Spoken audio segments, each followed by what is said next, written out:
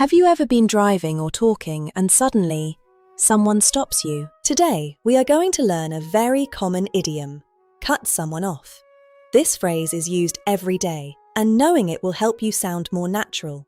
Imagine my friend Sam. He heard the phrase cut someone off and thought it meant literally cutting someone's clothes with scissors. He actually brought a pair of scissors to our meeting. Everyone was so confused. It was very funny, but also a bit awkward. But cut someone off doesn't mean using scissors. It usually means to stop someone while they are talking or driving. In communication, it means to interrupt. In driving, it means to pull in front of another car too quickly. Let's see how to use it correctly. If you are in a meeting and someone starts talking over you, you can say, "Please don't cut me off." Or when driving, if a car suddenly moves in front of you, you can say, "That car just cut me off." Here are some more examples. First, "I'm sorry to cut you off, but we need to go." This is a polite way to interrupt.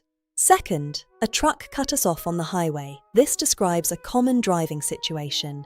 To remember this, think of a pair of scissors cutting a line of speech or a path on the road. It stops the flow. Visualizing this cut makes it easy to remember that you are stopping someone's action. Did you know this idiom became very popular with the rise of car culture in the 20th century? You will hear this phrase in many movies and TV shows during intense driving scenes or heated arguments. Similar phrases include interrupt, break in, or chiming in. All these involve joining a conversation suddenly. The opposites would be let someone finish, listen, or yield when driving. These show patience and safety. A common mistake is forgetting the word off. If you just say cut someone, it sounds like you hurt them with a knife. Also, cut someone off is a bit informal. In very formal reports, it is better to use the word interrupted.